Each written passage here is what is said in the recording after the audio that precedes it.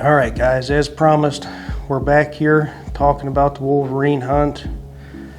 I apologize for the voice. I'm having a little battle with COVID here, so I'll try and get through this with a terrible voice and all, and try not to have a coughing fit. But before we get started, I wanted to let you guys know that ABB is having a Black Friday sale. So if you guys need bowstrings, there's a code on your screen right now. And also there's a link to their website in the description, so check that out. Now let's get into this Wolverine hunt. Talk about the history of the buck and how he kind of evolved, how I evolved, or in some cases didn't evolve, and you know what led to finally getting a shot at him, I guess. So it goes back to 2017. This was a new farm to me. One day in particular, I'm set up on the ground. I'm not filming for anybody at the time, so what I would usually do in that case is I would just carry a camera with me, a little pocket camera. Basically, I just carry it in my pocket, so I'd film deer or whatever. I hit the antlers together. Here comes this buck, jumps over the fence running right at me, and it's this Wolverine buck. Of course, at the time, he doesn't have a name, and I'm just trying to figure out, you know, what deer it is and stuff. And he gets in, kind of works in behind me in some brush, and I got the camera out and I was able to film a little bit of him there. So that was the introduction to him. And so that's when he was first on the radar. I aged him at 3.5 that year. So you go into the 2018 season, you know, I'm getting a few pictures of him. There again, I think he's a 4-year-old buck, so he's not one I'm wanting to go after. There was a couple other really nice deer I was hunting that year. Matter of fact, that was the year I was filming for Midwest Whitetail, so you guys will know about some of those. But you know, that year goes by. I don't think I had any footage of him that year. Like I said, I was getting pictures, but that spring on the shed hunt, we picked up both sides laying about 5 or 6 feet apart there. That year we did a little blog, and we actually named that buck that year. We did a segment on I think it was Whitetail TV, where we named the buck. We had everybody, you know, write their names in and stuff, and the one that ended up coming out of that was Wolverine, so that's how he got his name. So now going into the 2019 season, I think he's a 5.5-year-old buck. You know, he's on the hit list.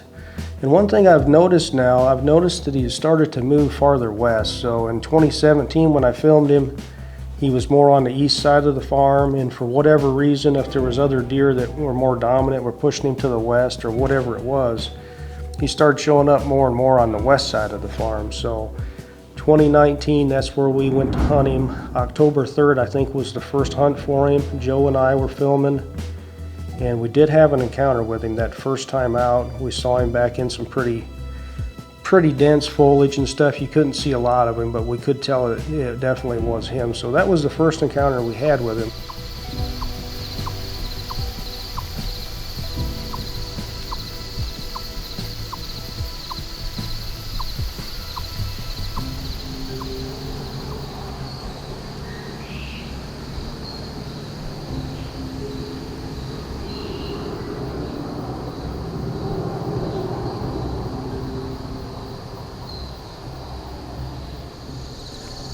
Some anxious moments right here. We got that Wolverine buck right here and behind us. I just hit him with a grunt. He heard it.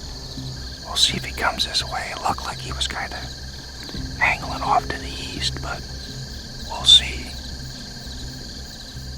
So 2019, that was the only real history I had with him, other than, you know, was getting trail photos here and there.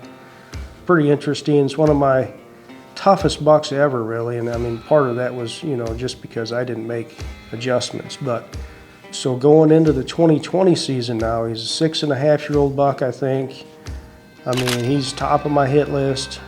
I'm not filming that year, and so I actually hunt this deer pretty hard. I mean, I don't know how many times I hunted for him, but it was a lot, and I kept going back to the same strategy over and over. I was hunting, you know, different food sources, and I was hunting different deer also, so it wasn't like I was just hunting this buck exclusively, which, you know, if I was, maybe I would have killed him. But I would hunt around or on a food source.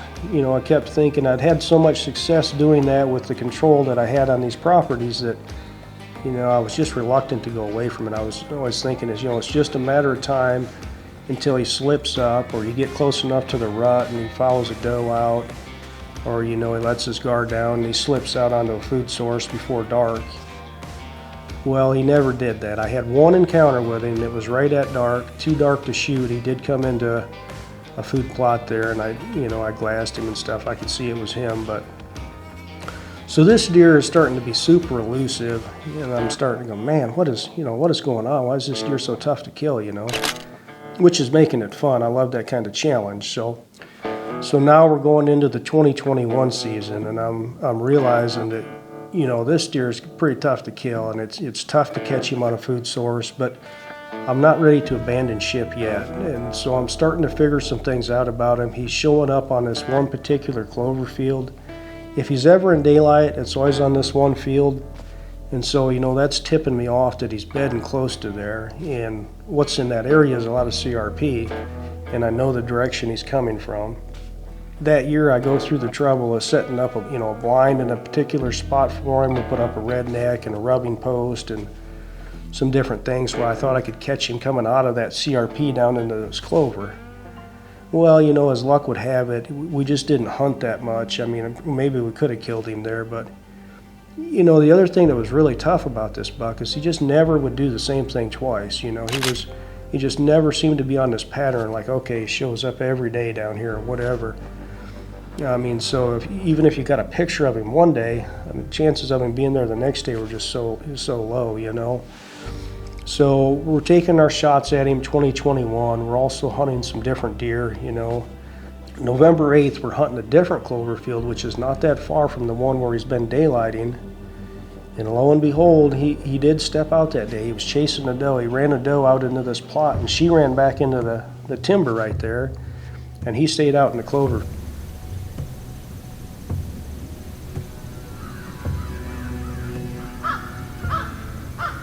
Yep, sure enough.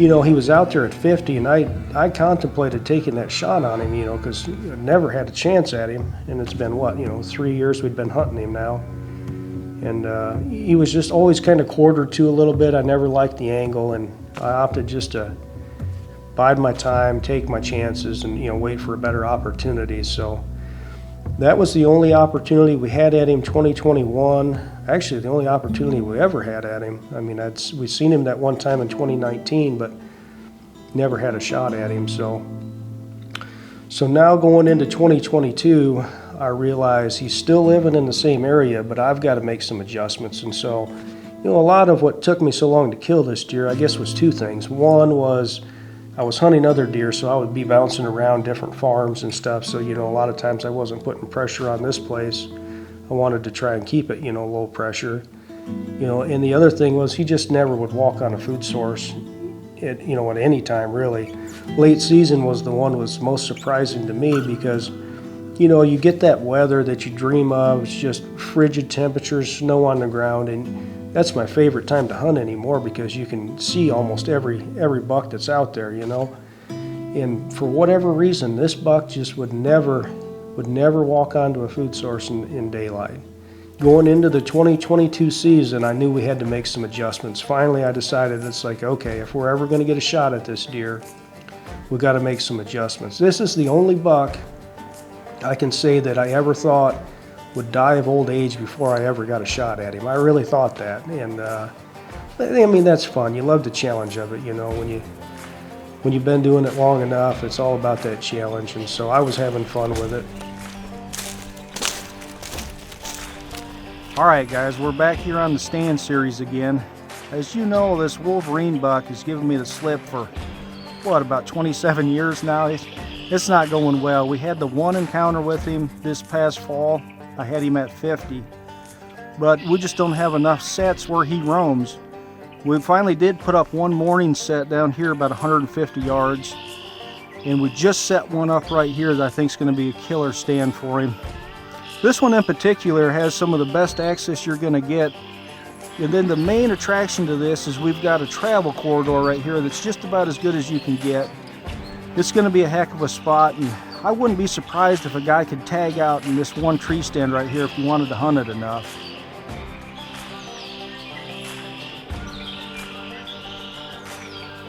So going into 2022, we set up the stand that we actually killed him out of.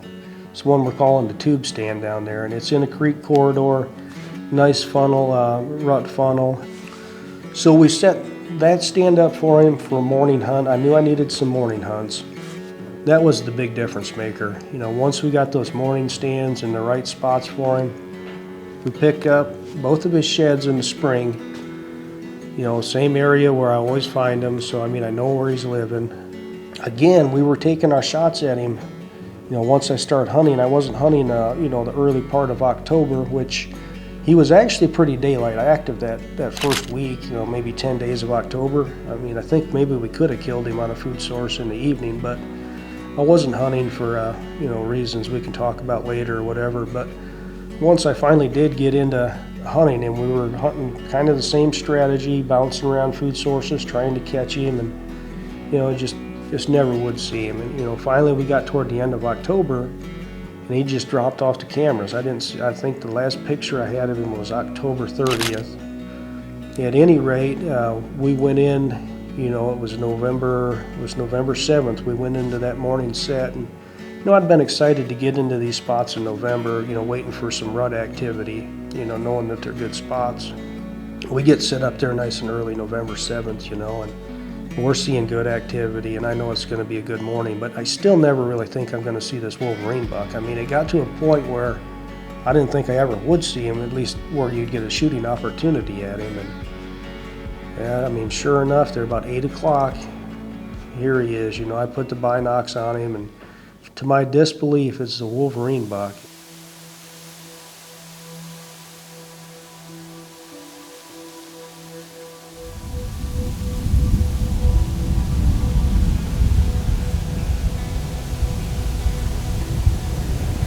Well, here it is, just breaking daylight on November 7th. We've already seen 2 bucks, or one came through chasing a doe, and then we just had this tall 8-point come through. I think it's gonna get woolly this morning. Perfect time of year, it's like 33 degrees. We got a northeast wind carrying back this direction. We're in one of these funnels I always talk about, you know, during the rut. We're in a little creek corridor right here with a crossing, a little farm crossing right there, so hopefully with any luck we see one of our shooters. We're after that dance buck preferably, so we'll see what happens this morning.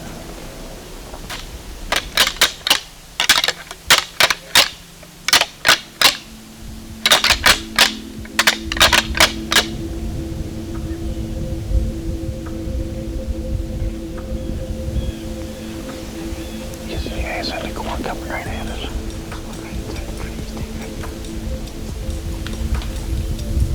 Oh, bird dog. Lost your girl.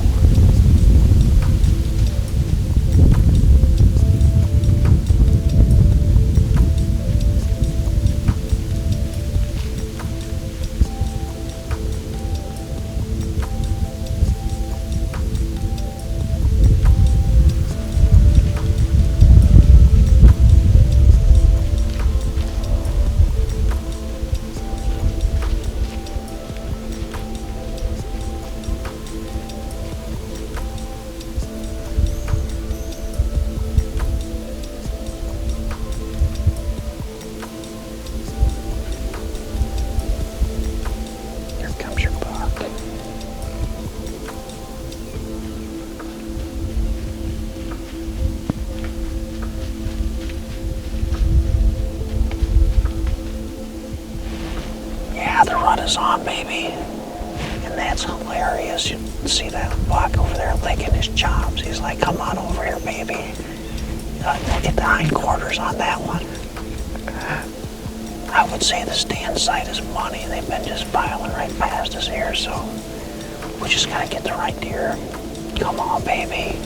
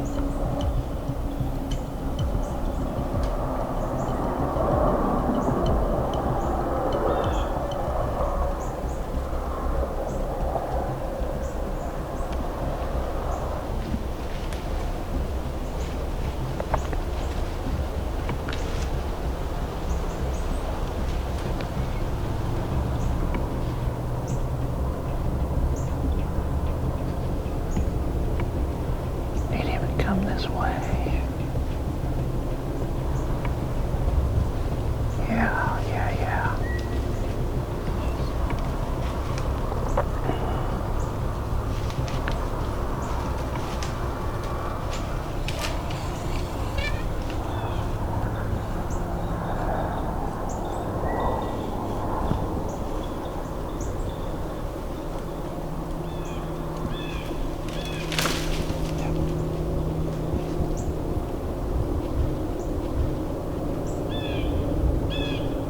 Yeah.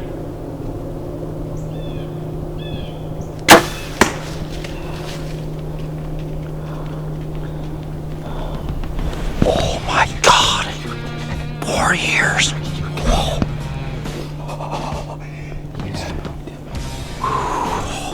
I cannot believe that. 4 years of hunting that buck. It was gonna take a stroke of luck, but hey, we put ourselves in the spot. I was hoping he'd turn and come this way and give me a chip shot, but he was out there just about 40. Oh, that's unbelievable. We're just sitting here. Actually, I was texting some business. I had some business I had to take care of in the pool business. And Devin looked up and he goes, hey, there's a big buck coming in, and it's Wolverine of all bucks. And gosh, I can't believe that happened. Like I said, 4 years. I think we've seen him 3 times in that 4 seasons. Never have gotten a shot at him.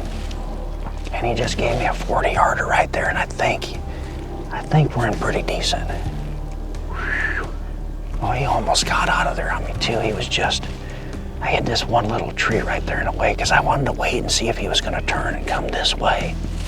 You know, and then when I realized he wasn't gonna, he was just gonna walk across that path. And that was my shot. Of all the deer I wanted to kill this year, that would be the one right there. Wow. All right, guys, we went and reviewed the footage. I seen the shot was back just a little bit. It looked like back along his liver area. So we gave him a little while. We're back here where I shot him, so we're gonna take up the trail and hopefully we'll put an end to the saga of this Wolverine buck. He's been tough, so I'm hoping he's at the end of the trail.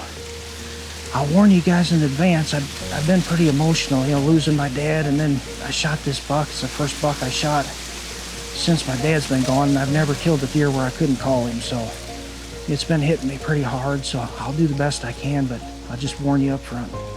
So let's take the trail up. The site of impact was right in here. And we've seen him go up this road here a little ways, so we'll just see if we can pick up blood right here.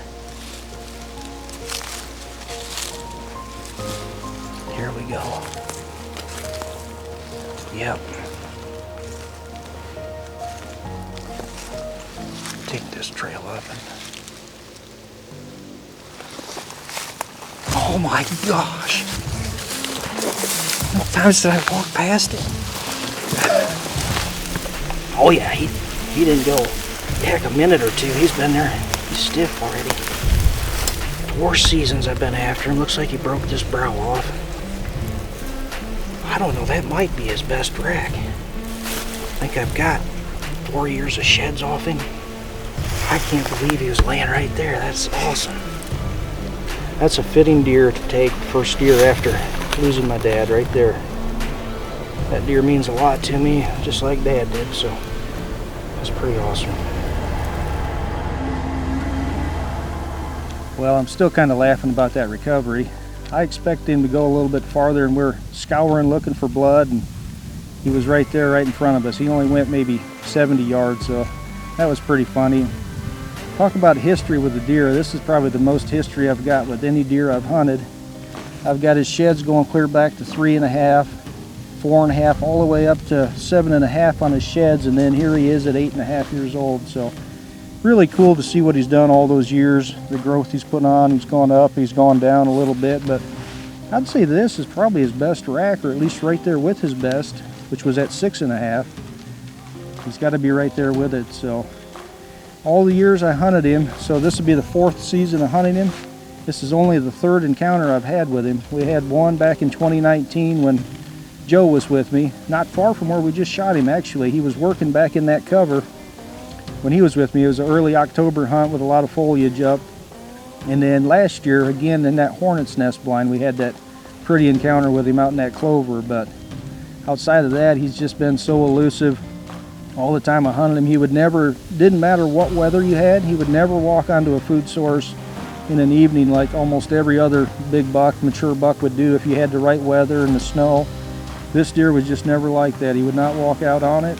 And so I was telling Devin the other day, I said, it's just going to take a stroke of luck with this deer. We're just going to have to be in the right spot at the right time. And we didn't even know he was around, and we just happened to be hunting one of those little funnel spots like we talked about for this time of year. And lo and behold, it worked out. So couldn't be happier with this deer. This was my #1 target. So I don't know where we go from here. That wide 9 would be that'd make me pretty happy too. And then we got Dad's buck that I would really love to shoot that buck with Dad's gun. So we're still going to be after him. That might be the most animated I've ever been, at least in a long time, on a buck I've killed, you know, because I didn't feel like that one was going to ever come together, and to have it actually come to fruition was what my brother calls jubilation. You know, you're just fired up, and of course, one of the best hunts I've had in a long time. I loved the way he was working through that brush, you know, tilting his antlers through there, and it was just a beautiful scene.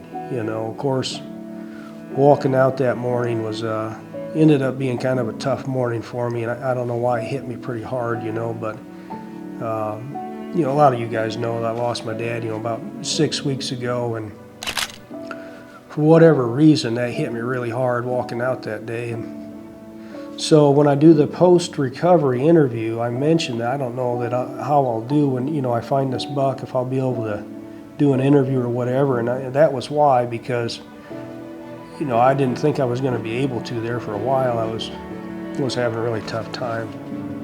So I finally get the deer, you know, I'm super pumped, it's super rewarding, you know, but there's some things I learned about this deer, and, you know, the one takeaway I have is, you know, you get, especially like for me, you start getting a little bit older and more set in your ways, you know, you have fun hunting certain sets, you know, maybe around food where you see a lot of deer, and, you know, you got to get out of your comfort zone at some point and make changes, you know, if it's not working. I mean, sometimes, I mean, that works great, but in this particular case, I mean, he was putting the education on me, you know, and once we finally made those changes, it all came to fruition. And, you know, it still comes down to tree time as well. I mean, you got to put your time in, you know, in order to get him to walk by that one spot. I mean, you just got to be there. But super pumped about it.